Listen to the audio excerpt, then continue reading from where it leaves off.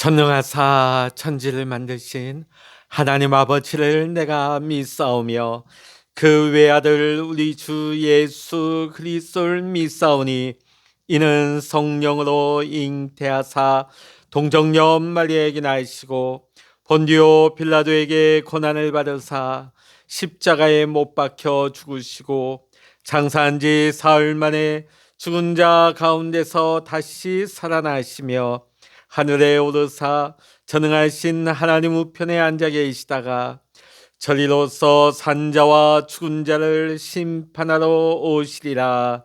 성령을 믿사오며 거룩한 공예와 성도가 서로 교통하는 것과 죄를 사하여 주시는 것과 몸이 다시 사는 것과 영원히 사는 것을 믿사옵나이다. 아멘. 찬송 421장입니다. 찬송 421장입니다.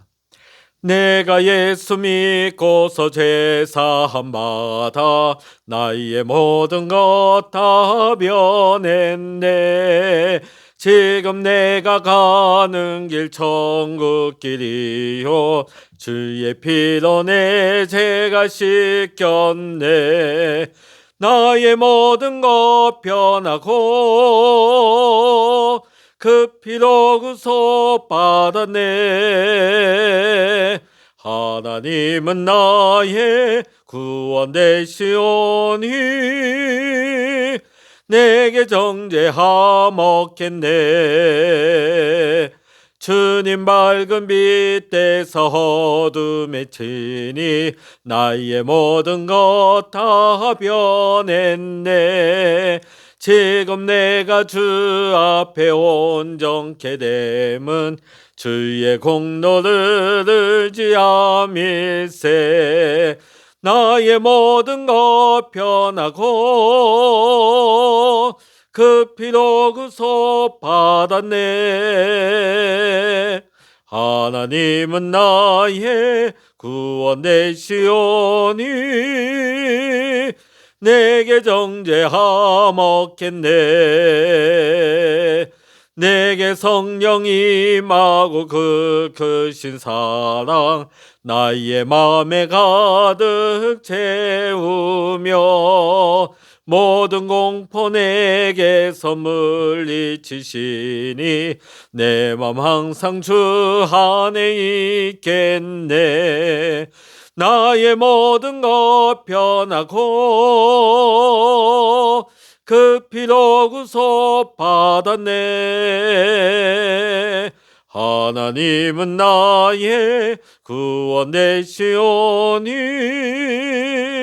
내게 정죄하먹겠네. 아멘. 이 시간 우리에게 주시는 하나님의 말씀 신약 성서 로마서 6장 15절로부터 마지막 절 23절까지입니다. 신약 성서 247면 로마서 6장 15절로부터 마지막 절까지입니다. 같이 읽겠습니다. 그런즉 어찌하리요 우리가 법 아래에 있지 아니하고 은혜 아래에 있으니 죄를 지으리요 그럴 수 없느니라. 너희 자신을 종으로 내주어 누구에게 순종하든지 그 순종함을 받는 자의 종이 되는 줄을 너희가 알지 못하느냐. 혹은 죄의 종으로 사망에 이르고 혹은 순종의 종으로 의에 이르느니라. 하나님께 감사하리로다. 너희가 본래 죄의 종이더니 너희에게 전하여 준 바 교훈의 본을 마음으로 순종하여 죄로부터 해방되어 의에게 종이 되었느니라. 너희 육신이 연약함으로 내가 사람의 예대로 말하노니 전에 너희가 너희 지체를 부정과 불법에 내주어 불법에 이른 것 같이 이제는 너희 지체를 의에게 종으로 내주어 거룩함에 이르라. 너희가 죄의 종이 되었을 때에는 의에 대하여 자유로웠느니라. 너희가 그때 무슨 열매를 얻었느냐. 이제는 너희가 그 일을 부끄러워하나니 이는 그 마지막이 사망임이라. 그러나 이제는 너희가 죄로부터 해방되고 하나님께 종이 되어 거룩함에 이르는 열매를 맺었으니 그 마지막은 영생이라. 죄의 삭슨 사망이요 하나님의 은사는 그리스도 예수 우리 주 안에 있는 영생이니라. 아멘. 할렐루야. 오늘 이 아침에도 함께 기도하시는 우리 사랑하는 모든 믿음의 성도 여러분과 여러분의 가정과 또한 여러분의 기도의 제목 위에 오늘도 하나님의 크신 은혜와 평강의 축복이 또 여러분의 기도의 응답의 은혜가 함께 하시기를 이 시간 주의 이름으로 간절히 축원합니다. 우리가 앞서 본 로마서의 말씀에서 우리는 예수 그리스도의 허리에 연결된 존재라고 했습니다. 그리스도와 연합된 존재가 되었다는 것이죠. 이제는 그리스도와 연합되어서 우리가 죄에 대하여서는 죽고 하나님에 대하여서는 살았기 때문에 이제는 더 이상 죄에 대해서 어떤 책임을 질 필요도 없고 죄에 응답할 이유도 없다고 했습니다. 자, 그러니까 죄를 많이 지은 사람일수록 하나님의 은혜를 더 많이 받는 셈이 되겠지요. 그래서 로마서 5장 20절 후반에는 이런 말씀이 나옵니다. 죄가 더한 곳에 은혜가 넘쳤나니. 죄가 더한 곳에 은혜가 넘쳤나니 이렇게 기록되어 있습니다. 자, 그런데 이러한 바울의 가르침에 도전하는 사람들이 문제를 제기합니다. 만일 바울의 말이 진리라고 한다면 더욱 큰 은혜를 받기 위해서 더 많은 죄를 지으라고 오히려 죄를 장려하고 있는 것이 아닌가. 이런 문제를 제기한 것이죠. 여기에 대한 사도 바울의 대답은 단호합니다. 로마서 6장 1절로부터 2절의 말씀입니다. 그런즉 우리가 무슨 말 하리요? 은혜를 더하게 하려고 죄에 거하겠느뇨? 그럴 수 없느니라. 예수 믿고 구원받은 사람이 은혜를 더 많이 받기 위해서 죄를 짓는다는 것이 가능이나 한 일인가? 결코 그럴 수 없다는 것입니다. 왜 그럴까요? 두 가지 측면으로 바울이 대답을 합니다. 앞서 본 6장 1절로부터 14절까지는 신적인 측면에서의 대답을 하고 있고 오늘 우리가 함께 본 15절부터 23절까지는 인간적 측면의 대답이라 할 수 있습니다. 바울은 먼저 신적인 측면으로 하나님이 우리 성도들을 예수 그리스도와 연합된 존재가 되게 하셨기 때문에 이제 예수 그리스도의 허리에 붙어 있는 사람으로서 더 이상 죄에 거할 수 없다고 대답을 합니다. 오늘 본문 15절부터 23절의 말씀을 통해서는 인간적인 측면으로 성도가 더 이상 죄에 거해서는 안 된다고 말씀하고 있습니다. 성도는 하나님의 종이 되어 하나님을 주인으로 삼고 살아가기 때문에 더 이상 죄에 거할 수가 없다는 것입니다. 성도가 결코 죄의 종노릇 할 수 없다는 것이죠. 15절에 보니까 그런즉 어찌하리요? 우리가 법 아래에 있지 아니하고 은혜 아래에 있으니 죄를 지으리요? 그럴 수 없느니라. 이렇게 말씀하고 있습니다. 여기에서 법 아래에 있는 사람이 누구일까요? 아담의 허리에 붙어서 아담이 받을 그 법의 심판으로서 사망이라는 형벌을 받아야 할 존재라는 것이죠. 그러나 은혜 아래에 있는 사람들은 그리스도의 허리에 붙어서 예수님의 공로로 죄사함과 의롭다 하심을 받았습니다.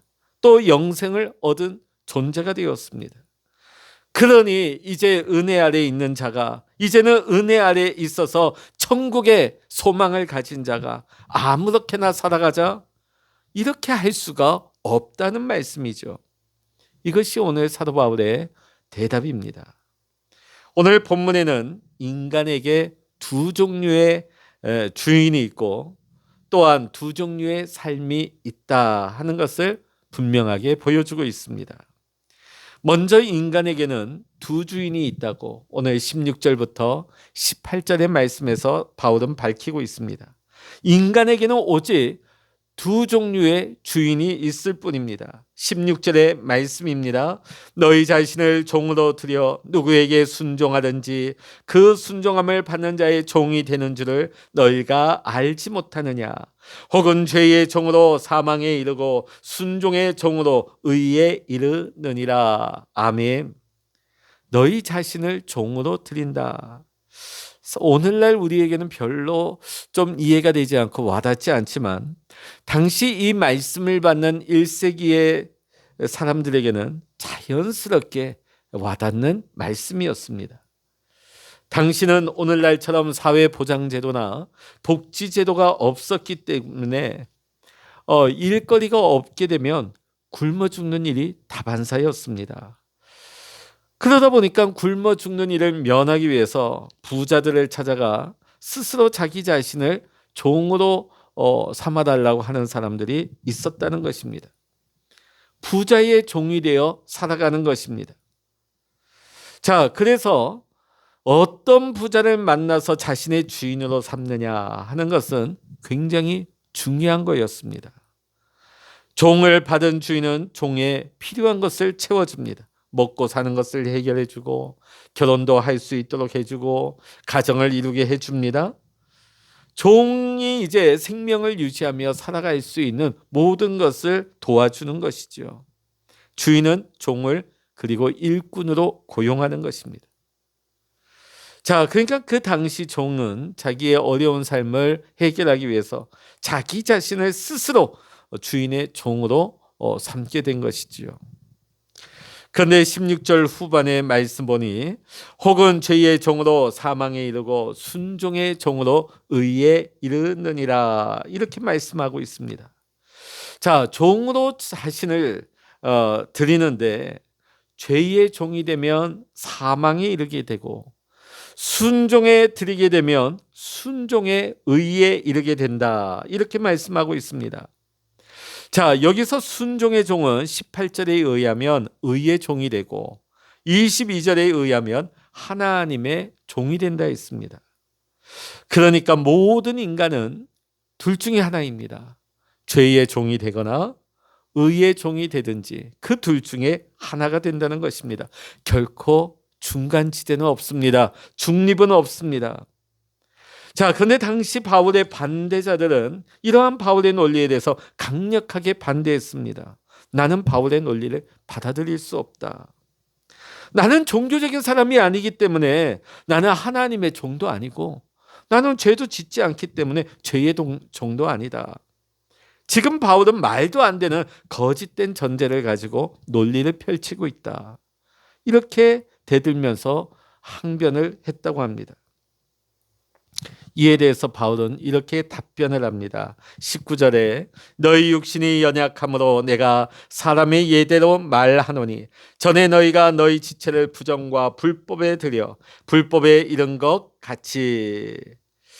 자, 어떻게 보면요, 사람들은 자기가 자유의지를 가지고 자기 마음대로 자신의 주인을 선택할 능력이 있다고 그렇게 생각해 온 것 같습니다. 그러나 우리 인간은 스스로 생각하는 것만큼 그리 자유로운 존재가 아닙니다. 여러분, 제가 예를 들어 보겠습니다. 만일 우리가 몇 살까지 살고 죽고 싶다고 해서 그렇게 살 수 있을까요? 될 수가 없습니다.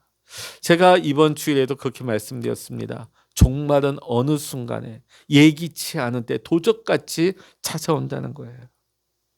하나님이 부르시면 가야 합니다. 하나님이 부르시면 가야 돼요. 사실 우리는 대단히 많은 자유를 가진 것처럼 생각하고 행동하지만 사실 내 마음대로 되는 것은 그리 많지 않습니다.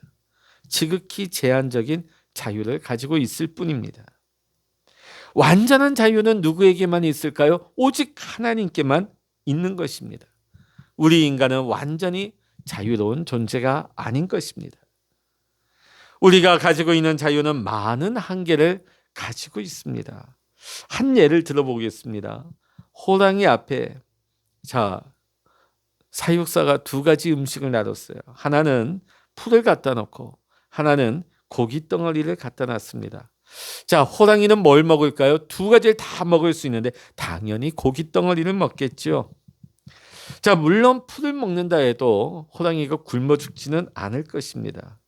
무엇을 선택하든지 간에 호랑이의 자유입니다. 풀을 먹을 수도 있고 고기를 먹을 수도 있고. 자, 그런데 호랑이의 본성은 육식입니다. 육식 동물인 호랑이의 본성은 항상 고기를 먹게 되어 있는 것입니다. 이와 마찬가지로 우리 인간은 자연 상태에서 우리 자기의 타락한 본성을 따라서 우리는 자연스럽게 죄를 선택하고 죄를 따라가게 되어 있습니다. 인간의 의지가 자율적이라 하지만 완전한 자유가 아닌 것은 우리가 본성을 따라 선택하고 본성을 따라 살아가기 마련이기 때문입니다.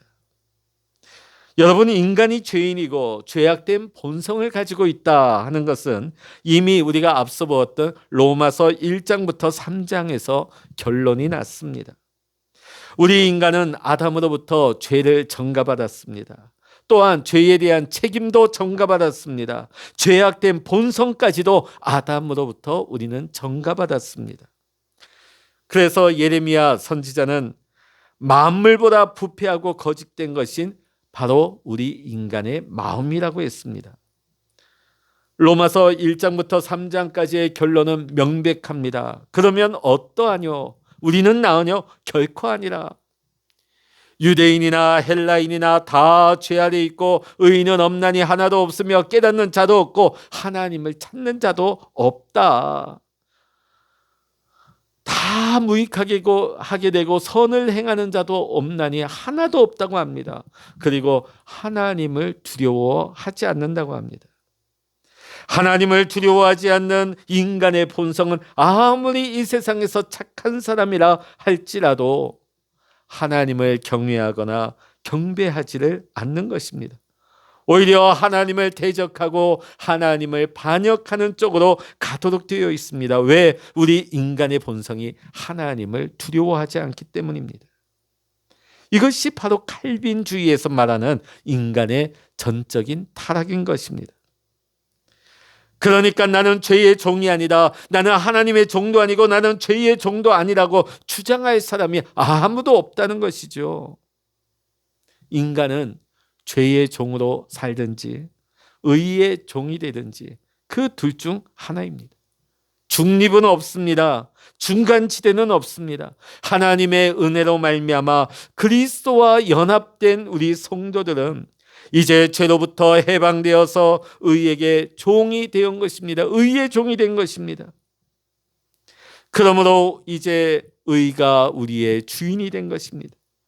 하나님이 우리의 주인이 되어 주신 것입니다. 그래서 우리는 더 이상 죄가 우리를 아무리 부른다 해도 우리는 응답할 필요가 없는 것입니다. 물론 우리 성도들 가운데서도 잠시 자신의 정체를 몰라서 가끔 죄가 우리를 부를 때 예하고 한눈 팔 때가 있습니다. 범죄할 때가 있습니다. 그러나 그것은 자신이 누구인지를 알지 못하기 때문에 저지르는 범죄인 것이죠.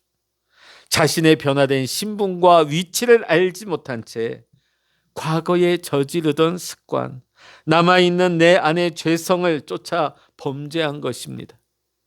그러나 그렇다고 해서 우리가 옛날 사람 죄의 종은 아닌 것입니다. 이제 우리는 의의 종이 되었습니다. 하나님을 주인으로 삼고 있는 순종의 종이 되었습니다. 그러니까 죄를 짓더라도 얼른 회개하고 하나님 앞에 돌아오면 되는 것입니다. 저는 이 시간 단도직입적으로 여러분에게 묻겠습니다. 여러분의 주인은 누구입니까? 이 질문 앞에 우리는 확실하게 대답할 수 있어야 합니다. 나는 이것도 아니고 난 저것도 아니다. 이렇게 대답하는 사람은 여전히 죄 아래 살아가는 죄의 종인 것입니다. 성도라면 하나님께 순종하여 사는 것이 마땅한 것입니다. 그렇기 때문에 성도가 의로운 하나님을 주인으로 삼고 어찌 그와 같은 일을 할 수 있겠느냐? 어찌 죄를 지을 수 있겠느냐? 죄에게 순종할 하등의 이유가 없다는 것입니다. 여러분, 인간에게는 두 가지의 삶의 방식이 있습니다. 오늘 그 말씀이 19절부터 23절까지의 말씀입니다. 죄를 주인으로 삼는 사람은 죄의 종이고 의를 주인으로 삼는 사람은 의의 종인 것입니다. 우리 사람은 두 종류의 주인을 섬기며 살아갑니다. 둘 중에 하나이죠. 주인이 악하면 하인도 악하기 마련이에요. 왜? 악한 일을 시키기 때문이죠. 그러나 주인이 의롭게 되면 하인에게도 좋은 일을 시키는 거예요. 의로운 행위를 시키는 거예요. 그래서 우리가 누구를 주인으로 삼느냐에 따라서 우리의 인생이 달라지는 것입니다. 우리의 삶의 결과가 달라지는 것입니다. 그래서 우리의 주인이 중요한 것입니다. 19절 중반에 보면 전에 너희가 너희 지체를 부정과 불법에 들여 불법에 이른 것 같이 이렇게 말씀하고 있습니다. 성도라 할지라도 하나님을 주인으로 삼기 전에는 모든 지체를 죄에게 드리는 삶의 방식을 따라 우리가 살았던 것입니다. 입으로는 하나님을 대적하고 눈으로는 하나님이 싫어하는 것을 보며 손으로는 하나님이 싫어하는 짓을 하고 발로 하나님이 싫어하는 곳에 가고 귀로는 하나님이 싫어하는 소리를 즐겨 들었던 것입니다. 우리의 온 지체를 불의와 불법에 드린 것이었습니다. 그래서 로마서 6장 20절의 말씀 보면 너희가 죄의 종이 되었을 때는 의에 대하여 자유하였느니라. 너희가 당시에는 의에 대하여 자유해서 하나님이 무슨 말씀을 하시든지 전혀 신경도 안 쓰고 하나님과 무관한 삶의 방식을 너희가 가지고 있었다. 이런 말씀이죠. 그래서 21절 전반에 바울이 중요한 질문을 던지고 있습니다. 너희가 그때에 무슨 열매를 얻었느냐? 너희가 그때에 무슨 열매를 얻었느냐? 너희가 죄의 종으로 살았을 때에 무슨 열매를 맺었느냐? 부끄러운 열매였지 않느냐? 악한 열매를 맺지 아니하였느냐? 죄의 종으로 살면서 부끄러운 열매를 맺고도 나는 죄의 종도 아니고 나는 의의 종도 아니 나는 중립이라고 그렇게 말할 수 있느냐? 이런 말이죠. 그러면 그렇게 살아서 뭐가 너희의 인생이 어떻게 됐다는 말이냐? 결국은 사망이 아니냐? 결국 죄의 종으로 사는 사람의 그 마지막이 무엇입니까? 사망입니다. 사망이 무엇입니까? 하나님과 분리입니다. 하나님과 영원히 분리되는 둘째 사망입니다. 영원한 지옥에 떨어져 영원한 형벌을 받게 되는 것입니다. 지옥에 가서 후회해봤자 그때는 아무 소용이 없습니다. 사도 바울은 성도들에게 질문을 합니다. 그때로 돌아가고 싶으냐? 여러분, 결코 그럴 수 없습니다. 우리 성도들의 새 주인이 누구입니까? 이전 주인과는 완전 다른 존재요 주인인 것입니다. 19절 후반에 이제는 너희 지체를 의에게 종으로 드려 거룩함에 이르라 이렇게 말씀하고 있습니다. 이제는 너희의 눈과 코, 입, 귀, 손, 발 너희의 모든 지체를 의에게 드려 거룩함을 이루라고 말씀하고 있습니다. 이제는 의가 우리의 주인이 된 만큼 의의 종으로 사는 삶의 방식을 쫓아서 살라는 말씀입니다. 거룩하게 살면 거룩함의 열매를 맺는 것입니다. 왜냐하면 우리의 주인 되신 하나님은 선하시고 친절하시고 능력이 있는 분이십니다. 그래서 자신의 종들에게 의를 요구하십니다. 또한 하나님은 우리의 좋은 친구가 되셔서 외롭고 슬플 때에 우리를 위로하시며 도우시는 전능하신 하나님이십니다. 성도를 일으켜서 수치스럽지 않은 부끄럽지 않은 삶을 살아가게 하시는 것입니다. 의의 종이 되어 사는 삶의 방식은 거룩함의 열매를 맺는 삶인 것입니다. 거룩함은 하나님께 구별되어서 쓰임받는 삶의 열매를 맺는 것입니다. 결국 그 마지막은 무엇입니까? 영생인 것입니다. 천국에서 하나님과 함께 영생하며 복을 누리게 되는 것입니다. 사람은 결국 죄를 주인으로 삼느냐 아니면 하나님을 주인으로 삼느냐에 따라서 우리의 영혼의 삶이 결정되는 것입니다. 여러분 오늘 꼭 기억하십시오. 우리에게는 두 주인밖에 없습니다. 내가 죄의 종으로 살 것인가 아니면 하나님의 종으로 살 것인가. 그리고 그 결과 두 가지의 삶의 방식밖에 없습니다. 중간은 없습니다. 천주교에서 말하는 것 같은 연옥은 없습니다. 새빨간 거짓말이에요. 회색지대는 없는 것입니다. 누가복음 15장에 보면 탕자의 비유가 나오고 있습니다. 아버지의 집을 떠난 아들, 처음에는 살만했죠. 처음에는 엔조이에 있습니다. 그런데 그 상황이 어떻게 됩니까? 아버지의 집을 떠나 멀리 떠난 아들은 점점 그 상황이 악화되어져 갑니다. 나중에는 돼지가 먹는 쥐엄 열매조차도 먹지 못하는 신세가 되고 말았습니다. 여러분, 이와 같이 죄의 종이 되어 사는 인생은 점점 나빠질 수밖에 없는 것입니다. 그러다가 영원히 나빠지는 삶이 되는 것이죠. 그 상황이 회복되고 좋아질 수 있는 길은 오직 하나밖에 없습니다. 아버지께로 돌아오는 것입니다. 사탄은 사람을 점점 나쁘게 만들다가 영원히 나쁘게 만들어서 영원한 지옥에 빠뜨리는 것입니다. 이것이 사탄의 목적입니다. 그러나 우리가 의의 종이 되어 살아가는 삶의 방식은 점점 좋아지는 것입니다. 그러다가 영원히 좋아지는 삶에 들어가게 되는 것입니다. 그렇기 때문에 우리 성도의 삶은 미래가 밝습니다. 소망이 있는 것입니다. 지금은 어렵다 할지라도, 이 세상의 삶은 고단하다 할지라도 장차 우리에게 소망이 있는 것은 우리는 거룩함에 이르는 열매를 이 땅에서도 맺을 뿐만 아니라 마지막에는 영생의 삶을 누리기 때문입니다. 이 얼마나 놀라운 일입니까? 영생의 삶을 업신여기는 사람이 있다면 그 사람이야말로 진짜 어리석은 사람인 것입니다. 오늘 말씀이 우리에게 보여주고 있는 두 가지 삶의 방식의 결론이 23절에 다시금 강조되고 있습니다. 죄의 삭은 사망이요 하나님의 은사는 그리스도 예수 우리 주 안에 있는 영생이니라. 죄의 종으로 살면 그 값은 사망이요, 그러나 하나님의 은사는 그리스도 예수 우리 주 안에 있는 영생이라고 했습니다. 여러분, 하나님의 은사는 하나님의 선물입니다. 인간이 그 어떤 노력을 한다 할지라도 자신의 힘과 노력으로 영생을 취할 수는 없는 것입니다. 자기 노력으로 되는 것이 아니, 세상의 많은 고등 종교는 뭐라고 말합니까? 노력하면 선한 사람이 될 수 있다고 말을 하는데 그거 헛소리입니다. 인간의 힘으로 되지 않으니까 하나님이 선물로 주시는 것입니다.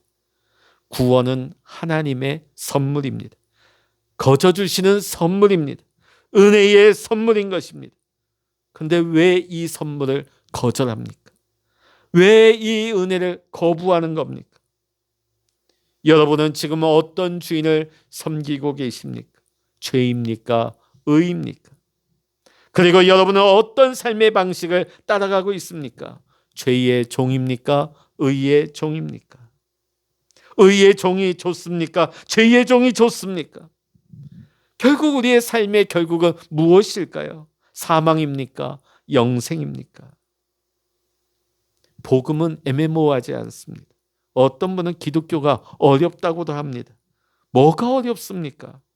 하나님이 거저 주시는 은혜의 선물을 거저 받으라고 하는 이 선물을 믿음으로 받으면 되는 것인데 뭐가 어렵습니까? 하나님이 주시는 선물은 그리스도 예수 안에 있는 죄사함과 영생입니다.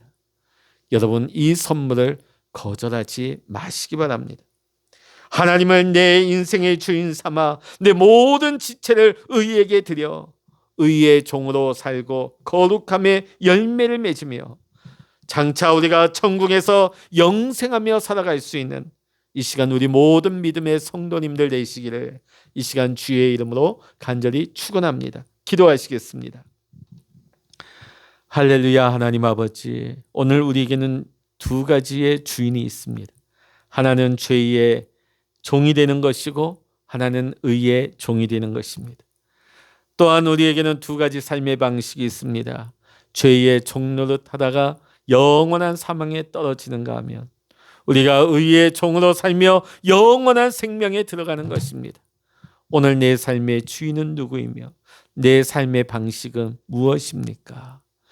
하나님 아버지, 오늘 우리가 날마다 내 삶의 주인 되신 하나님의 그 은혜, 그 구원의 은총을 우리가 놓쳐버리지 않기를 원합니다. 날마다 하나님의 은혜를 감사하게 고백하며 그 은혜를 받으며 누리며 살아갈 수 있는, 이제는 하나님의 종이요 의의 종으로서 거룩한 삶을 살아 거룩한 열매를 맺으며 장차 영생의 삶에 들어갈 수 있는 우리 모든 구원받은 하나님의 자녀요 하나님의 거룩한 백성으로 주여 인도하시고 축복하여 주시옵소서. 오늘 이 아침에도 우리가 기도의 골방에 엎드려 기도합니다. 주 성령께서 우리 믿음의 성도님들에게 거룩한 기름 부어주시고 하나님의 마음을 부어주사 오늘도 우리가 기도할 때에 하나님의 뜻을 깨달아 알게 하시며 하나님의 세미한 음성을 듣게 하시며 오늘 이 하루를 살아갈 때도 내 마음대로 내 뜻대로 살아가는 것이 아니라 하나님과 동행하며 하나님의 뜻 가운데 믿음으로 순종하며 살아갈 수 있는 구원받은 우리 모든 믿음의 성도님들 될 수 있도록 주여 축복하여 주시옵소서. 모든 감사와 영광을 우리 주님께 올려드리며 우리 주 예수 그리스도의 이름으로 간절히 기도하옵나이다. 아멘. 찬양하라 내 영혼아, 찬양하라 내 영혼아,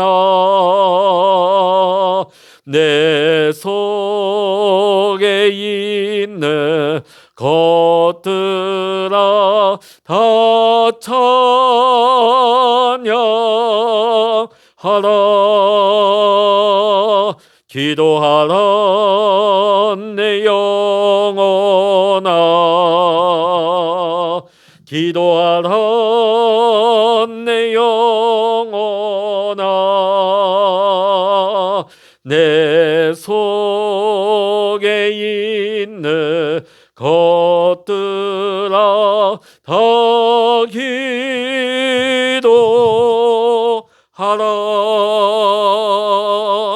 주여 일창으로 합심하여 기도하십니다.